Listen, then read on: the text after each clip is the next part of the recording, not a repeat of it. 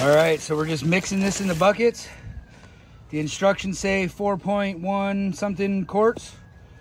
So we're using a measuring bucket there, putting the appropriate amount. We're pulling the bags out of the bucket and then using that bucket to mix in. We're prepping 4 buckets for something about 100 square feet, which should give us a little extra, but we have a 5th bucket just in case. We did 3 coats of the 777 bond coat because this concrete seemed to be like really absorbing it. And now we're just waiting for that to dry. And the consistency looks about like that. We're making sure there's nothing chunky left in there or anything like that. It's very loose, seems very workable. And then you let it sit for a couple minutes.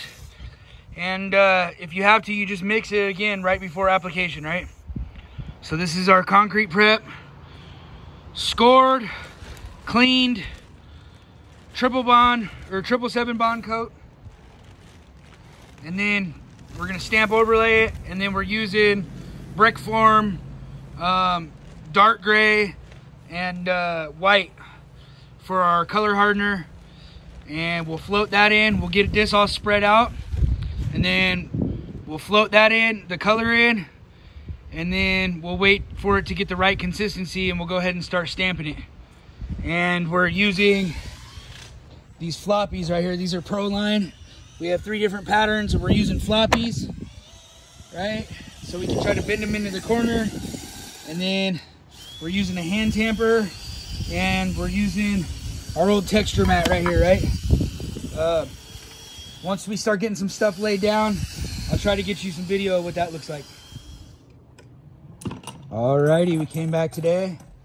We got the overlay down here. Seems like I've been a little bit short on everything that I've calculated out, so I'm gonna have to just start getting extras every time.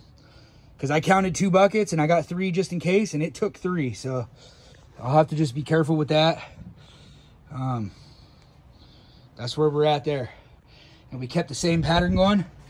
Right here, you can barely see it, but that's where we stopped. And if you notice, we kept that pattern going. So after we cut our lines, it'll look like we never stopped, right? And we're cutting the same relief cuts that were already there is what we're doing. So we're gonna let this sit for about 3 days. We're gonna try to go find something else to do. And in about 3 days, we'll come back. We'll wash this off a couple times really well. And then we're gonna let it dry out 100%. And then we're gonna go ahead and do our sealer. And you can sift some fines out of your color. Collect a bunch of the fines, you know, use a sifter, sift it. And then you can make a paste and you can go back in and you can paste over anywhere where you had to chisel out or grind or whatever. And you can go back in and just touch up and recolor those areas.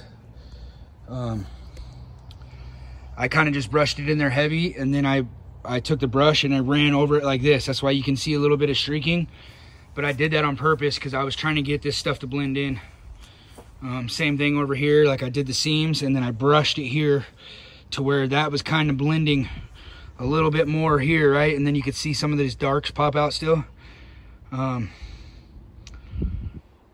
This was only restamped 2 days ago, so I'm pretty sure this oyster white is still gonna lighten up to what a lot of this oyster white over here looks like, right? So that's where we're at right here. There's other additives you can do. You can do matte additives to take away the gloss. I personally like the wet look.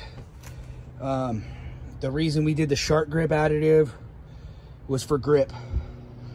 We don't have quite as much drain off here as I would have liked. There's enough to where it just barely sheds the water. That being said, if it's a little bit of standing water on here, I wanted it to be nice and grippy, right? I don't want anybody getting hurt walking on our work, so this is where we're at. Thanks for watching.